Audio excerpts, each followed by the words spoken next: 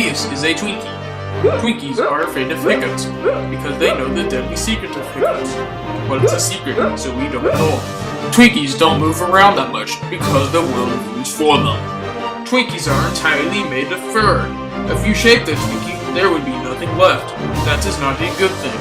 Twinkies have been known to hunt ferocious predators as Tyrannosaurus rexes, tigers, wolverines, and hedgehogs. Twinkies have allies called Mickeys. This is not a Mickey. This is what they want you to. Twinkies are a subspecies of dogs, which are a subspecies of wolf, which is in the family of Canidae, which is in the suborder of Canifornia, which is in the superorder of Lorisitheria, which is in the emperor class of Eutheria, which is in the class of Pneumonia, which is in the phylum of Chordata, which is in the kingdom of Animal. But we are always learning about animals, so what I just told you was kind of useless.